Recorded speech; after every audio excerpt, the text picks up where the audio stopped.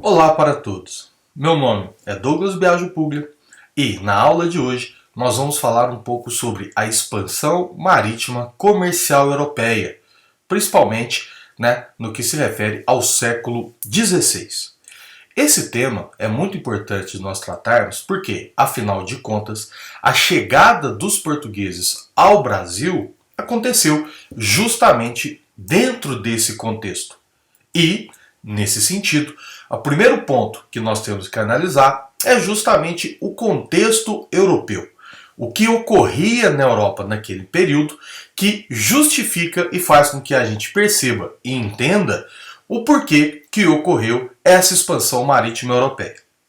É importante dizer que a chamada Era Moderna ela corresponde a uma série de mudanças na Europa. Então, por exemplo, mudanças políticas, afinal de contas, começa a ter o absolutismo, a centralização do poder nas mãos do rei.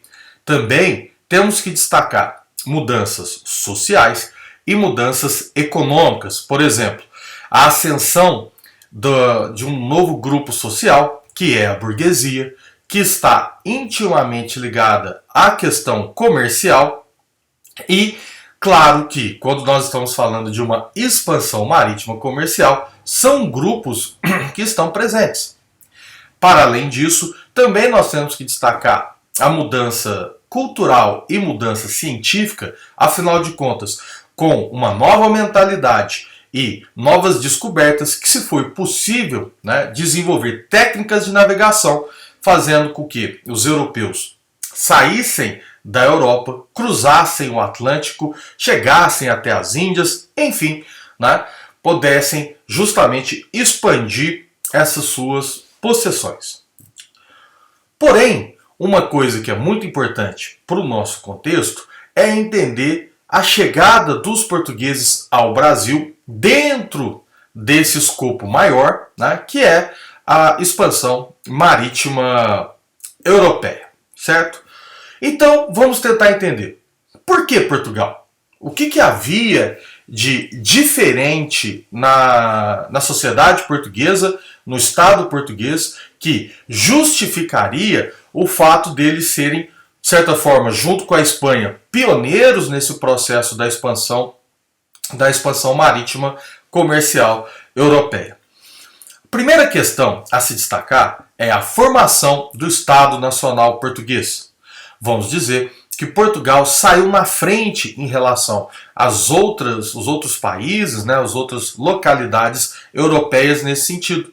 Foi o primeiro país, de fato, a se constituir enquanto um Estado nacional.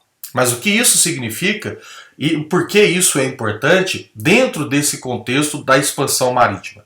Justamente porque, para você realizar isso, era fundamental um Estado organizado, ou, no caso, o rei que apoiasse esse tipo de situação. Afinal de contas, não vão ser somente interesses privados.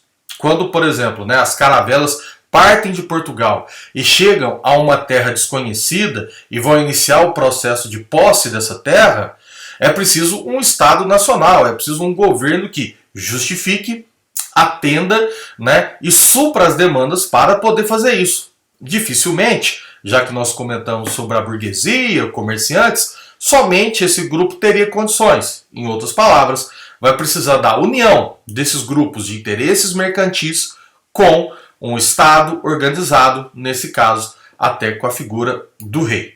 Outro ponto que é fundamental para que a gente entenda também essa situação é a posição geográfica de Portugal. Se vocês perceberem, a Península Ibérica e especialmente Portugal, o mar é quase que uma saída obrigatória para eles. Portugal ele vai fazer fronteira terrestre apenas com a Espanha. E no momento das grandes navegações, Portugal e Espanha não viviam uma boa relação, vamos dizer assim, do ponto de vista diplomático.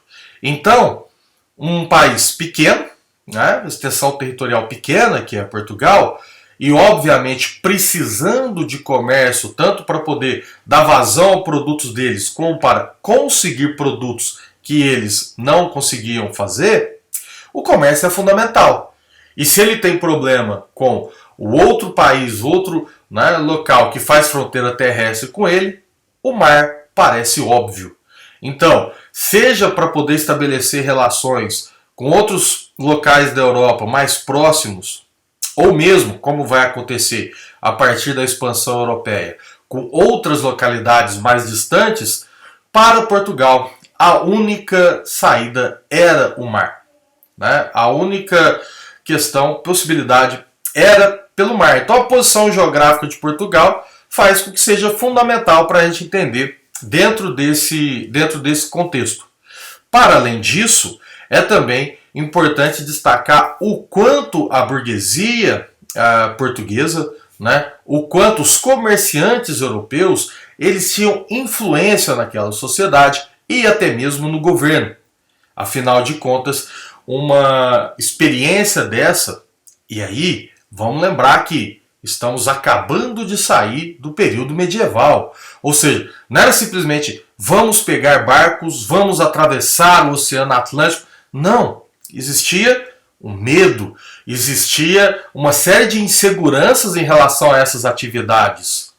Então, somente um grupo realmente determinado, um grupo que tivesse um grande interesse e uma grande motivação para esse tipo de atividade, que vai ajudar a gente a entender, a justificar isso. Então, nós estamos falando de mudança de mentalidade, nós estamos falando de grandes interesses comerciais.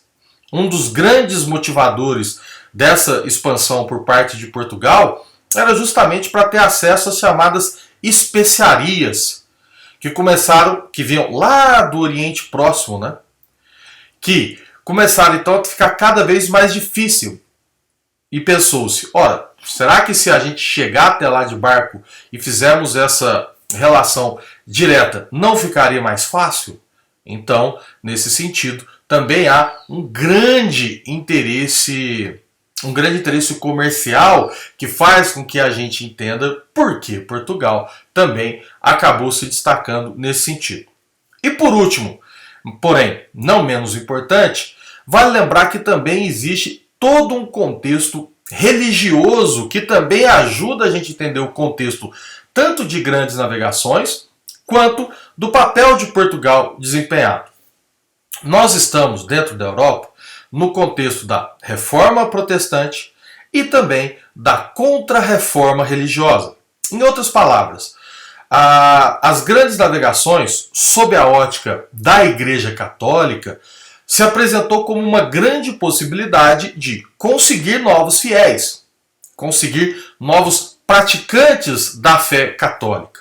Então, a Igreja apoiava essa expansão marítima, porque para a Igreja essa expansão poderia significar novos locais, novas pessoas, enfim, novos praticantes para a sua religião. E se você for parar para pensar, o Brasil, nos dias de hoje, é um dos maiores países católicos do mundo. Isso tem relação desde a chegada dos portugueses e do interesse da Igreja Católica nesse tipo de manifestação. Então, quando a gente começa a pensar em Portugal, jamais a gente deve pensar numa possibilidade como uma coincidência ter sido Portugal. Não. Portugal, então, ele mostrava as características políticas necessárias, ele mostrava as características, como eu disse, sociais e econômicas necessárias, até mesmo do ponto de vista geográfico e, inclusive, até o apoio no caso religioso. Então, são uma série de fatores que fazem com que a gente entenda e perceba por que Portugal, junto com a Espanha, que vai apresentar características parecidas nesse sentido, vão ser os pioneiros nessa expansão. E, para a gente fechar o nosso tema dessa aula, vamos entender um pouco dessa chegada dos portugueses ao Brasil. Por que é interessante a gente discutir alguns temas? Que algumas questões elas parecem até um pouco como se fosse algo que é repetido tantas vezes e a gente acaba reproduzindo. E às vezes a gente nem sequer checa, tenta analisar se de fato essas informações são corretas. Então, por exemplo, Muitas das vezes eu estou falando, se vocês perceberam, de a chegada ao Brasil, e muitas vezes você vai falar assim, o descobrimento do Brasil. Vocês já se questionaram por que descobrimento? Como que você descobre alguma coisa se já havia pessoas aqui antes?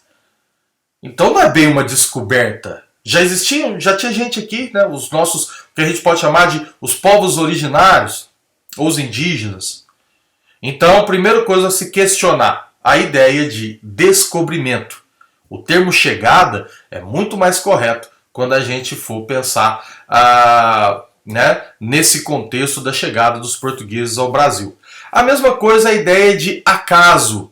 Né? Durante muito tempo se acreditou que houve um grande acaso, que uma corrente de ventos, enfim, fez com que as embarcações de Pedro Álvares Cabral viessem parar no que depois seria o Brasil, e não é bem por aí. Já há indícios e alguns estudos que afirmam que Portugal poderia não ter a convicção e a certeza de que haviam terras por aqui, mas já havia indícios de que elas existiam, então o contorno feito por aquelas embarcações nada mais era do que uma forma de se perceber se havia de fato ou não terras e, no caso, tomar posse delas, que foi o que ocorreu.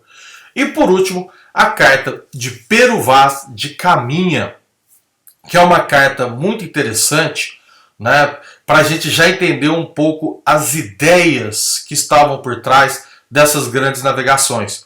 Então, quando a gente analisa alguns trechos das cartas, a gente vê, primeiro, ele fala, não há sinal imediato de metais preciosos, que era uma grande obsessão, tanto de Portugal quanto de Espanha, né, de encontrar metais preciosos. Depois ele faz uma análise da terra, dizendo que aparentemente a terra, né, em tudo que se planta, né, há condição de florescer por aqui, que também a questão de explorar de alguma forma da agricultura era uma outra possibilidade. E quando eles falam dos indígenas, falando que eram povos dóceis e que aceitariam facilmente a fé cristã, novamente ligado à questão da Igreja Católica que eu acabei de falar com vocês. Bem, então nós vamos fechando essa nossa aula aqui e percebendo então que entender a expansão marítima e comercial europeia é entender o contexto em que a Europa vivia como um todo, depois perceber as características próprias que faziam com que Portugal e Espanha, e aqui, como fomos colonizados por portugueses, nós tivemos uma atenção especial às características portuguesas, e depois a gente discutiu um pouco sobre algumas características aí, alguns mitos que devem ser combatidos nesse momento da chegada dos portugueses. Ok? Espero que tenham gostado e até a nossa próxima aula.